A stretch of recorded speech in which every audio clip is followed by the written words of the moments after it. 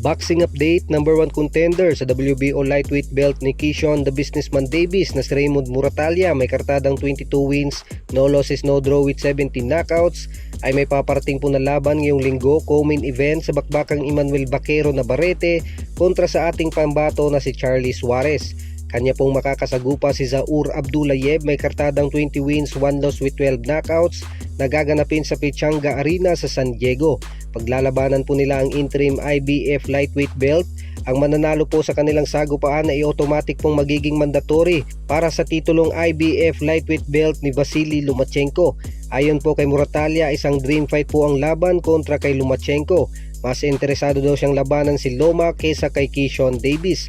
Nang matanong ito kung interesado ba itong lumaban kay Keyshawn Davis, sumagot naman ito na I think that would be a huge fight and a great fight for us and the fans. Subalit hindi po gaano kataas ang interes niyang labanan si Keyshawn Davis sapagkat ang landas na gusto niyang tahakin ay ang pakikipagsagupa kay Lomachenko.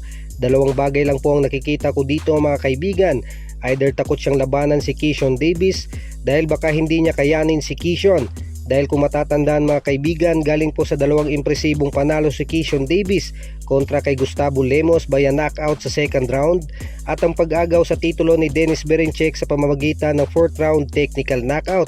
Kaya siguro nag-iingat lang si Moratalla dahil isa sa mga delikado ngayon sa kanyang dibisyon si Keyshawn Davis. Pangalawa mga kaibigan, isang matalinong desisyon ng pagsagupa nito kay Lomachenko sapagkat kung babalik si Loma ay galing ito sa mahabang pahinga.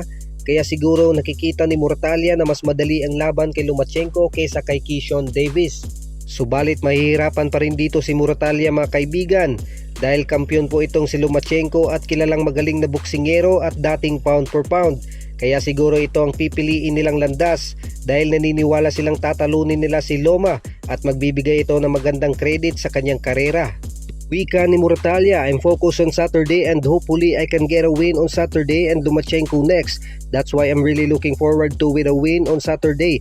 My mandatory is Lomachenko. I'm going to push that first, and if not, I'm ready for any of the champions. I'm ready for any of them. We'll see. Yan lang po munang mabilisang updates para sa legit boxing news. Huwag kakalimutang mag-like, subscribe at i-hit ang ating notification bell button para updated ka sa mga bago nating videos. Maraming salamat po.